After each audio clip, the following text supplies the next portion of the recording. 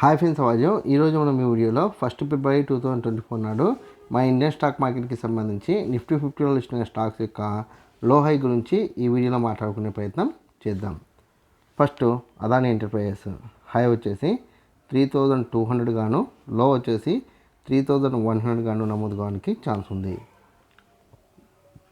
దాని తర్వాత Adani ports high వచ్చేసి 1235 హై గాను, లో వచ్చేసి 1185 లో గాను నమోదు కావడానికి ఛాన్స్ ఉంది. దాని తర్వాత యాక్సిస్ బ్యాంక్ హై వచ్చేసి 1100 గాను, లో వచ్చేసి 1050 గాను నమోదు కావడానికి ఛాన్స్ ఉంది. దాని తర్వాత హెచ్డిఎఫ్సి బ్యాంక్ హై వచ్చేసి 1490 హై గాను, లో వచ్చేసి 1440 గాను నమోదు కావడానికి ఛాన్స్ ఉంది. దాని తర్వాత ఐసిఐసిఐ బ్యాంక్ హై వచ్చేసి 1050 గాను, లో వచ్చేసి 1010 గాను నమోదు కావడానికి ఛాన్స్ ఉంది.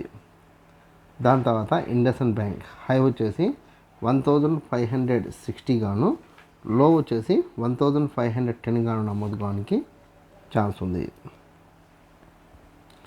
దాని తర్వాత కోటక్ బ్యాంక్ హై వచ్చేసి 1860 గాను, లో వచ్చేసి 1800 గాను నమోదు కావడానికి ఛాన్స్ ఉంది. దాని తర్వాత రిలయన్స్ విషయాన్ని పరిశీలిస్తే హై వచ్చేసి 2890 హై గాను, లో వచ్చేసి 2810 గాను నమోదు కావడానికి ఛాన్స్ ఉంది.